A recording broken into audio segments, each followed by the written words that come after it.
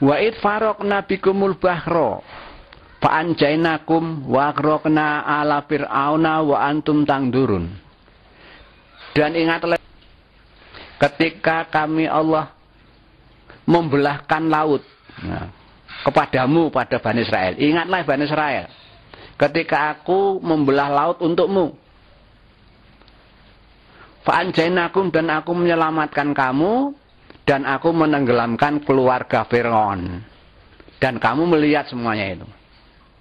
Tadi seperti yang dijelaskan di depan, salah satu nikmat Allah kepada Bani Israel, yaitu pada waktu Bani Israel dikejar-kejar Fir'aun, lalu melarikan diri sampai di batas laut, akhirnya berdoa lalu bisa menyeberang, lautnya dibelah oleh Allah supaya Musa dan pengikutnya bisa lepas dari kejaran Fir'aun. Nah disitulah, di sini Allah menjelaskan lagi, ingatlah ketika aku membelah laut untuk kamu Bani Israel, dan aku selamatkan kamu dari Fir'aun itu. Dan kamu melihat kan, pada waktu kamu sudah naik semua ke seberang, lalu Fir'aun masuk ke situ, sudah mau mengejar kamu, belum sampai bisa naik ke daratan di situ, lalu Allah menutup lagi laut itu. Belahan laut ditutupkan lagi, jalannya ketutup dengan air lagi, tenggelam semuanya. Kamu tahu semua itu. Kamu kan semua tahu itu. Mbak antum tangdurun, kamu tahu kan. Kemudian pada waktu itu, setelah Musa selamat dari kejaran Fir'aun, sudah berada di daerah, bukan daerah Mesir, sekarang sudah benua Afrika, sudah ke negara Arab itu. Ya, itu ke Palestina, daerah Palestina sana. Allah menjanjikan lagi kepada Musa, dan ingatlah Muhammad, ketika wa'adna Musa, ketika kami menjanjikan kepada Musa arba'ina lailatan tsumma taqabtumul ijla min ba'dihi wa antum dzalimun. Ingatlah ketika kami menjanjikan kepada Musa, yaitu apa? Musa disuruh menyendiri di Bukit Hur selama 40 malam. Janjinya yaitu apa? Setelah engkau Musa telah menyelesaikan tugasmu menyendiri di Bukit Hur 40 malam, maka kamu akan saya janjikan kamu akan dapatkan wahyu, yaitu dapatkan kitab Taurat. Itu janjinya. Suma sakottumul ijla min ba'dillah, setelah Musa berangkat menyendiri selama 40 hari di Bukit Hur itu, min ba'dihi, Bani Israel yang ditinggal Musa menyendiri Bukit Hur itu, mereka kemudian kemudian dia itu menyembah pedet. Nah ini ada ceritanya. Pada waktu Musa selamat dari kejaran Fir'aun, menyeberang laut tadi, setelah naik ke daratan, dia itu melihat di situ banyak orang-orang menyembah pedet, anak sapi. Lalu Bani Israel minta kepada Musa, ya Musa, mbok saya dibikinkan itu patung pedet itu akan kami sembah jadi Tuhan. Mereka sudah ngomong begitu. Nah terus Musa melaksanakan perintah Allah tadi, yaitu untuk menyendiri di Bukit Hur 40 malam itu. Lah ternyata memang Bani Israel kemudian sama menyembah pedet itu. Huma taqatumul ijla min ba'dihi wa antum dzalimun. Tapi nyatanya setelah dia menyembah pedet, anak sapi itu, dia nyatanya itu dinilai oleh Allah, kamu semua adalah dzalimun, orang yang menganiaya diri. Mestinya menyembah Allah, mengikuti ajaran Musa, kok malah kamu menyembah anak sapi. Tapi Allah rupanya memang maha pengampun. Walaupun Bani Israel selalu membangkang seperti itu, nyatanya Allah berfirman, "Tsumma afana ankum." Nah, Allah kemudian malah justru memaafkan, menyatakan maafnya pada Bani Israel. Kamu tak maafkan itu, bimbadihi. Nah, setelah kamu menganiaya diri dengan menyembah pedet. Nah, sekarang kamu sudah memberhentikan diri tidak menyembah pedet, kamu tak maafkan semua dosamu itu. La'allakum tashkurun, agar supaya kamu itu betul-betul bersyukur. Artinya apa? Setelah menyembah pedet, kamu menganiaya diri, kami maafkan, dan kamu bebas dari dosa itu, lalu kamu hendaknya bersyukur kembali ke jalur agama yang diperintahkan oleh Allah melalui Nabi Musa itu. Wa id ataina Musal kitaba wal furqan la'alakum tahtadun. Dan juga ingatlah ketika kami telah memberikan kepada Musa itu Alkitab-kitab, yaitu kitab Taurat, dan Al-Furqan, yaitu sesuatu yang membedakan antara mana yang benar, mana yang salah, mana yang hak, mana yang batal, mana yang haram dan yang halal. Musa diberi kedua kitab itu, la'alakum tahtadun, mudah-mudahan kamu sekalian itu menjadi orang-orang yang mendapat petunjuk. Jadi sudah Musa dapat kitab dari Allah berupa Taurat, sehingga sudah punya pegangan untuk apa yang diajarkan kepada umat Bani Israel itu, sehingga mudah-mudahan dengan kitab Taurat itu mereka itu dapat petunjuk, mengikuti ajaran Taurat, dan tidak menyembah pedet lagi, tidak menyembah anak sapi lagi. Wa idh qala Musa liqaumihi ya qaumi innakum dolamtum anfusakum bitikatikumul ijla fatubu ila barikum waqtulu anfusakum dalikum khairul lakum inda barikum fataba alaikum innahu huwat tawwabur rahim. Dan ingatlah Muhammad, ketika Musa berkata kepada kaumnya, itu qala Musa liqaumi, Musa berkata kepada kaumnya, ya qaumi, hei kaum-kaumku Bani Israel, innakum dolantum anfusakum, kamu semua ini kamu semua telah menganiaya dirimu sendiri karena kamu itu telah menyembah anak sapi.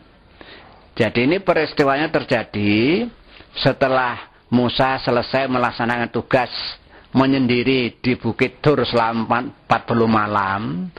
Musa lalu sudah dikasih kitab Taurat dan Furqan, lalu menemui umatnya Bani Israel itu, lalu Musa mengatakan seperti ini, hei kaumku, sungguh kamu telah menganiaya dirimu sendiri karena kamu sudah menyembah pedet, menyembah anak sapi. Fatubu ila barikum, maka bertobatlah kamu sekalian kepada Tuhanmu.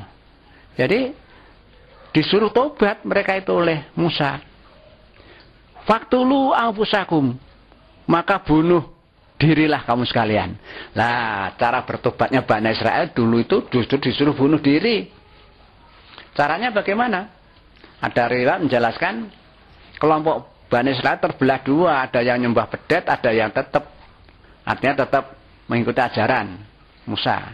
Lah, yang menyembah anak sapi itu dikumpulkan, disuruh duduk, pokoknya lalu dibunuh oleh lainnya yang tidak menyembah pedet itu.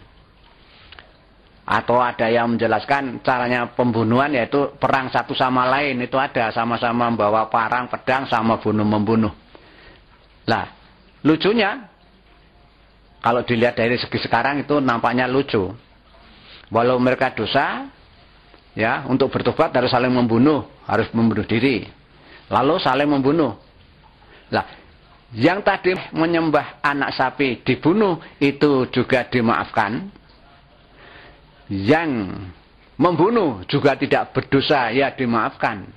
Nah, caranya pada waktu seperti itu. Sekali lagi, kalau masalah bunuh diri itu pada waktu Musa itu memang diajarkan untuk menebus dosa itu. Justru kalau sudah saling membunuh diri, wataba alaikum, Allah akan memberi tobat, menerima tobat mereka itu. Tobat dengan cara saling membunuh itu zaman Musa. Wa tawwabur rahim, dan Allah itu maha menerima tobat dan maha belas kasihan. Itu Allah. Wa id qultum ya Musa lanu minalaka hatta narallaha jaharatan fa akhadatkum sa'iqatu wa antum tangdurun. Sekali lagi Allah menunjukkan pembangkangan orang-orang Bani Israel itu. Pada waktu itu pada waktu mereka berkata kepada Musa, wa id qultum, ketika kamu berkata kepada Musa, ya Musa, hai Nabi Musa, lanu minalaka, kami Bani Israel tidak akan percaya kepadamu. Yang mana kamu ngaku sebagai utusan Allah, sebagai Rasul, kami nggak percaya, tidak membenarkan kerasulanmu, kami nggak mau diperintah, tidak mau tunduk dengan perintahmu, tidak tunduk dengan syariatmu, kami tidak akan percaya kepadamu.